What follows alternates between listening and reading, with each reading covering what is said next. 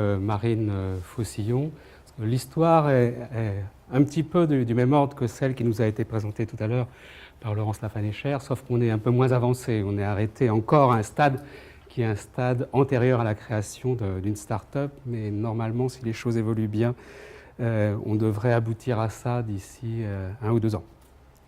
Donc le fonds de commerce et du labo et de la cellule de transfert de technologie que Marine vous présentera tout à l'heure. Le fonds de commerce, ce sont les aptamères. Donc je sais qu'il y a bon nombre de personnes dans la salle qui savent déjà ce que sont les aptamères. Néanmoins, pour ceux qui l'ignoreraient encore, je vais me permettre de faire une brève introduction. Les aptamères, pour faire court, sont des oligonucléotides. Et ces oligonucléotides, en fait, sont obtenus par une méthode combinatoire qui permet de manipuler des populations extrêmement diverses, puisque au cours d'une opération de sélection d'un aptamère, on manipule initialement des bibliothèques qui contiennent jusqu'à 10 puissance 14 ou 10 puissance 15 individus différents. Donc quelque chose d'extrêmement divers, du moins en termes de séquences et de formes, puisque la chimie, elle, est limitée infiniment plus que ce qu'on a pu entendre dans le cas des foldamères. On a 4 briques élémentaires. On joue essentiellement avec de l'ADN ou avec de l'ARN, même si, dans un certain nombre de cas, on peut introduire des analogues de nucléotides qui confèrent une petite diversité supplémentaire. D'un point de vue propriété, et c'est ce qui fait que les aptamères sont aujourd'hui extrêmement étudiés, ces aptamères sont caractérisés par des propriétés d'affinité et de spécificité assez remarquables pour une cible prédéterminée. Donc, en fait, on peut se choisir une cible de quelque nature chimique que ce soit, voire une cible complexe qui peut être un virus intact ou une cellule vivante, et générer de façon dirigée des aptamères contre la cible en question. Et pourquoi est-ce qu'il y a une telle affinité ou une telle spécificité? En fait, c'est parce que les oligonucléotides en question adoptent des formes tridimensionnelles qui sont des formes adaptées à la reconnaissance de la cible voulue. Donc vous avez ici un exemple avec une séquence primaire d'un oligonucléotide qui en fait est un aptamère. Les flèches traditionnellement signifient qu'il y a une complémentarité donc en intramoléculaire, ce qui permet d'aboutir à une prédiction de structure secondaire qui dans ce cas précis est une tige boucle. Et en fait la forme qui tourne ici, c'est cet aptamère organisé en 3D dans l'espace avec une portion d'hélice qui permet l'interaction avec une cible qui dans ce cas précis est aussi un autre fragment d'acide nucléique. Donc ces propriétés de forme génèrent une affinité et une spécificité remarquables qui font qu'aujourd'hui on peut considérer que les aptamères sont des équivalents fonctionnels aux anticorps sans vouloir vexer les gens qui travaillent sur les anticorps. Alors les formes, en fait si on prend la littérature, on part de formes relativement simples, par exemple cette épingle imparfaite qui est dirigée ici contre un colorant, un pseudonœud, une forme un petit peu plus compliquée, où on a généré ici un ARN aptamère contre une vitamine. Le même type de structure a été obtenu contre des enzymes. Quelque chose de plus rare, une jonction 3 voies, dans ce cas précis, un aptamère dirigé contre la cocaïne, on se demande pourquoi. Et une structure qui est assez fréquemment, un échafaudage qui est assez fréquemment retrouvé, ce sont des structures à 4 brins, les quadruplex, et l'un des aptamères les plus fameux qui ont été isolés maintenant depuis quasiment 20 ans, c'est un aptamère dirigé contre la thrombine, donc un oligonucléotide long seulement de 15 motifs, et qui est un marqueur et un inhibiteur de la thrombine. Donc, les séquences génèrent des formes. Il suffit à partir de là d'aller pêcher dans la banque de 10 puissance 14 formes, celle qui sera idéalement adaptée à la reconnaissance de la cible qu'on souhaite viser. Qu'est-ce qu'on peut faire avec ça? À peu près tout ce qu'on veut. Alors je passe sur des applications qui sont des applications relativement fondamentales, telles que essayer d'investiguer l'architecture ou la tectonique des ARN. Mais en fait, ce qui fait le succès des aptamères, c'est tout le potentiel applicatif, depuis des applications dans le domaine de la validation de cibles, d'inhibiteurs d'activité enzymatique, d'agents de délivrance ou de capture ou de marquage sur des cellules pour des applications en tricellulaire par exemple, une grosse activité autour de biocapteurs, d'une façon générale de senseurs, éventuellement disposés sur des micro-arrêts, Une application possible, la conception de sondes pour l'imagerie, et il y a même à l'heure actuelle un aptamère thérapeutique, un seul, évidemment ce n'est pas beaucoup, mais beaucoup de sociétés et de laboratoires s'activent dans ce domaine, et à l'heure actuelle il y a une petite dizaine de candidats en essais cliniques, 2 ou 3. Donc ici je vous présente juste un exemple réalisé dans le laboratoire. Il s'agit d'un aptamère qui a été identifié et optimisé contre une métalloprotéase humaine, la métalloprotéase de matrice de type 9, MMP9. Donc en fait, dans ce cas précis, la sélection qui a été opérée par Sonia Darocha dans le labo comportait un analogue de nucléotides. Les pyrimidines étaient remplacées par des 2' fluoro, ce qui permet d'aboutir à une molécule qui est partiellement résistante aux nucléases. En fait, il s'agissait dans ce cas précis de fabriquer des sondes pour l'imagerie dans un projet en partenariat avec Michel Allard et Philippe Fernandez au CHU. Et la première chose que l'on fait dans le cadre de développement d'un outil aptamère, c'est d'essayer de le raccourcir pour se faciliter la vie au niveau de la synthèse. Donc l'aptamère initial qui a été identifié, caractérisé, à une taille de l'ordre de 70 nucléotides. On est arrivé à une molécule fonctionnelle qui ne fait plus que 36 nucléotides. C'est quelque chose qui est parfaitement accessible par synthèse sur support solide phosphoramidite avec des rendements intéressants. Donc à partir de là, on peut envisager des choses un peu plus compliquées comme la substitution des positions qui initialement étaient en ARN en remplaçant brutalement tous les résidus purines d'hydroxyle par des résidus de primométhyle. Donc il y en a un certain nombre sur la molécule d'aptamère initialement identifiée. Et dans ce cas-ci, on a eu énormément de chance puisqu'on a pu substituer la totalité des positions purines par des analogues de primométhyle. Au final, eh bien, la molécule qui est une chimère de primométhyle de fluoro est complètement résistante aux nucléases, donc ce qui est évidemment un avantage pour des utilisations in vivo. Les chimistes continuent à s'en donner à cœur joie, et ça c'est Laurent Azéma dans le labo qui l'a fait. On peut conjuguer à l'extrémité un groupement qui est ici un MAG, qui est un chélatant du technétium. Et donc, une fois qu'on a incorporé le technétium, on a une sonde qui va pouvoir être utilisée pour faire de la scintigraphie. Alors ça, c'est un gros avantage aussi des aptamères, c'est que l'on peut, de façon définie, introduire par chimie phosphoramidite, dans une position donnée, un groupement sans perturber le reste de la structure. Il faut choisir effectivement la position pour que ce soit une introduction qui se révèle neutre sur le plan des propriétés de fixation. À partir de là, donc les cliniciens du service de médecine nucléaire, Michel Allard et Philippe Fernandez au CHU ici, ont utilisé cet aptamère pour sonder des sections de glioblastome humain, puisque la MMP9 est surexprimée dans les tumeurs d'une façon générale. Donc, dans la colonne de gauche, vous avez un marquage avec l'aptamère. Dans la colonne de droite, vous avez un marquage avec un oligonucléotide contrôle. D'une façon générale, on a toujours un signal plus fort dans la colonne de gauche, aptamère, que dans la colonne de droite, contrôle. Pas de marquage quand on prend des sections de cerveau sain dans lesquelles la MMP9 n'est pas surexprimée. On peut d'ailleurs étendre ces applications à d'autres types de tumeurs. Il s'agit ici de sections de mélanome humain. Et là, c'est le même aptamère, mais c'est la versatilité des aptamères. Dans ce cas-ci, ce n'est pas le MAG qui a été conjugué, c'est un groupement qui s'appelle le DOTA, et le marquage a été fait à l'indium. On a aussi, entre l'aptamère et le contrôle, une différence très significative en termes de signal. Donc c'est une application qu'on a travaillée au laboratoire autour des aptamères, mais il y en a bien d'autres. Donc là, c'est Alban, il faut fermer les yeux. En fait, quels sont les avantages des aptamères par rapport aux anticorps? D'un point de vue production, en fait, l'aptamère, c'est de la chimie de synthèse, et par rapport à des systèmes qui mettent en œuvre des animaux ou des cultures de cellules, c'est a priori un peu plus simple. Et surtout, c'est hautement reproductible, c'est-à-dire que si la sélection in vitro est réalisée 2 fois, on va retrouver à peu près le même aptamère, et surtout quand on va le resynthétiser, une fois qu'il est identifié, c'est de la synthèse chimique, on a toujours la même molécule.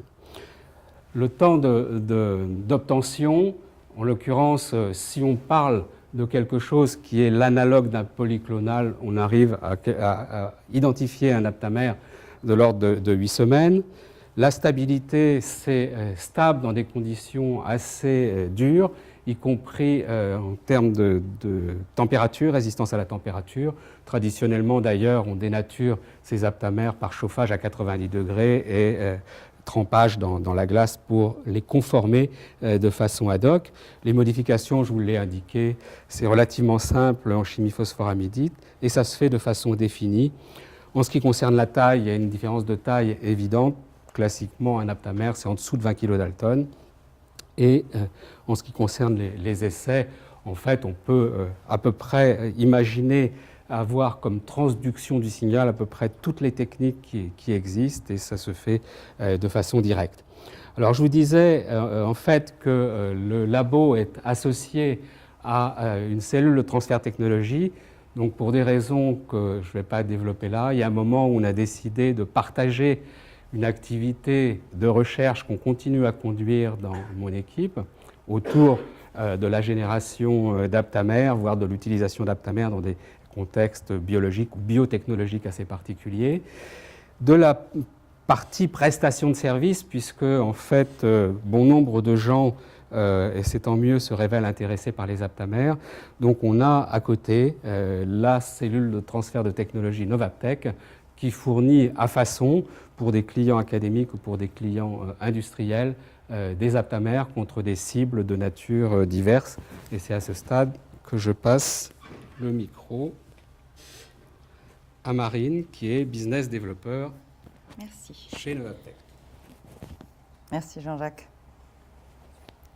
Bonjour à tous. Donc je prends la suite. Marine Faucillon-Laville, donc le business développeur de Novaptech. Donc Novaptech, vous l'avez compris, une cellule de transfert de technologie spécialisée dans le développement biotechnologique d'aptamères. Donc je vous invite à consulter notre site web sur lequel vous retrouverez l'intégralité des éléments qu'on va aborder brièvement ici. Donc Novaptech est une cellule de transfert de technologie spécialisée dans le développement des aptamères. Les aptamères qui sont donc utilisés en termes d'outils, et ces outils vont concerner des secteurs d'activité extrêmement variés. Je vais revenir là-dessus dans quelques instants, mais d'abord revenir sur ce qu'est une cellule de transfert de technologie. Est-ce que c'est clair pour tout le monde, cet aspect cellule de transfert? Oui, Stéphanie. Bon, en gros, pour faire simple, une cellule de transfert est à l'interface entre la recherche universitaire et l'industrie, donc ce n'est pas encore une start-up, mais on espère que c'est une start-up en devenir. Et c'est une structure qui est donc adossée à un laboratoire public. Et ces structures ont pour but de mettre à disposition rapidement des applications issues de la recherche fondamentale. Donc je reviens sur la diapositive de Novaptech. Novaptech a donc été créée en 2008. Elle est gérée administrativement par l'ADERA comme toutes les cellules de transfert de technologie et nous sommes donc adossés au laboratoire de Jean-Jacques qui vient de vous parler. Nous avons chez Novaptech 2 plateformes automatisées de sélection et de production d'aptamères et ces plateformes sont absolument uniques en France et c'est ce qui crée la différence, je dirais, de Novaptech par rapport aux autres structures. Donc voici ces plateformes, quelques photos. Donc les processus automatisés permettent de produire des aptamères beaucoup plus rapidement qu'un processus manuel, évidemment. Donc les outils, je reviens sur les outils, ça peut être des outils analytiques, diagnostiques, et Jean-Jacques vous a aussi parlé du domaine thérapeutique, mais qui est beaucoup plus intime comme milieu. On va surtout utiliser les aptamères en termes d'outils analytiques et diagnostiques. Et donc les secteurs d'activité, eh bien, tous les secteurs d'activité finalement qui ont besoin de détecter une cible. Ça induit évidemment une implication dans les activités de recherche et développement, également en santé et biologie, diagnostic, imagerie, chimie, pharmacie, agroalimentaire, cosmétique, agro-environnement.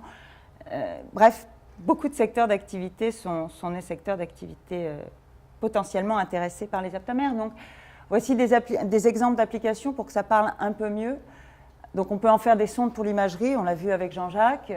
On peut utiliser des aptamères pour faire de la purification par affinité, du tri cellulaire, il en a parlé, des tests sandwich, des biocapteurs, détection et signalisation d'un agent prédéterminé, notamment dans l'environnement, du dosage de métabolites, de la validation de cibles, de la délivrance et de la découverte de médicaments. Donc des applications extrêmement variées. Ici, je vous présente nos utilisateurs déjà nombreux des aptamères, donc nos clients, et puis également nos partenaires, puisque nous sommes soutenus par Aquitaine Sciences Transfert, la région, l'ADERA, je vous l'ai mentionné, l'Union européenne et l'ANR. Nous participons à beaucoup de projets ANR. Pour simplifier le processus, quand on propose une prestation de service chez Novaptech, on propose une prestation divisée en 3 phases, avec à chaque fin de phase des go-no-go. Donc, à la fin de la phase 1, on va aboutir à un aptamère dit polyclonal pour continuer la comparaison avec les anticorps. En fin de phase 2, on aboutira à un aptamère monoclonal. Et la phase 3 sera dédiée à l'optimisation de ces aptamères pour les transformer en outils. Donc, on va les raccourcir. Jean-Jacques vous en a parlé. Procéder à des modifications chimiques pour les rendre résistants aux nucléases, pour les rendre détectables en leur graffant un fluorochrome, une biotine, etc.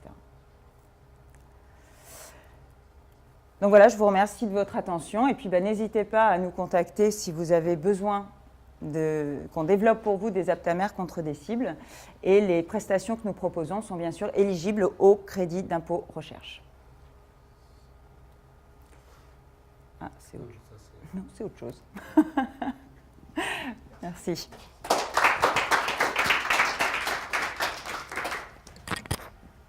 qu'il y a des questions? Oui, le prix. Je dirais que c'est très dépendant du type de cible et de la chimie que vous allez vouloir mettre en place. Une chimie ARN sera différente, le prix pour une chimie ARN sera différent du prix pour une chimie ADN. Et puis également, tout dépend du niveau d'élaboration que vous souhaitez avec votre aptamère. Pour reprendre les propos de Jean-Jacques, c'est de la haute couture, la phase 3. Donc on peut avoir un aptamère qui soit optimisé pendant des années, comme bien souvent, un aptamère avec juste un fluorochrome greffé sera largement suffisant pour le type d'application qu'on veut en faire. Donc tout dépend, je dirais, de ce qu'on veut en faire derrière, de l'outil qu'on veut générer derrière. Vous avez sorti le micro. Ah, c'est exact. On vous entend. Vous m'avez entendu pour la réponse? Oui. Donc je vous invite à revenir vers nous à ce moment-là, faites-nous part de votre projet et puis on chiffrera.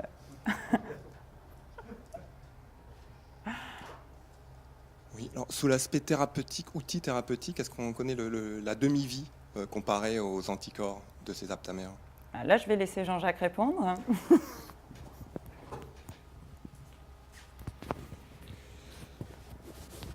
La demi-vie métabolique, en fait, elle dépend étroitement de la chimie. Si c'est de l'oligonucléotide ADN ou ARN, ça va être éliminé extrêmement rapidement, dégradé en quelques minutes. Si c'est une chimie modifiée avec un oligonucléotide complètement résistant, là, on peut travailler des heures et en fait même des jours. Par contre, l'autre temps de stabilité in vivo, c'est l'excrétion. Et ces molécules sont excrétées relativement vite. Donc, d'une façon générale, quand on a des utilisations in vivo qui nécessitent des effets prolongés, les aptamères sont modifiés, par exemple, par couplage à une chaîne polyéthylène glycol, de façon à améliorer les propriétés pharmacocinétiques. Ça veut dire qu'on peut atteindre des demi-vies de l'ordre de 3 jours, 4 jours? C'est plusieurs jours, oui, tout à fait. Jours. Oui.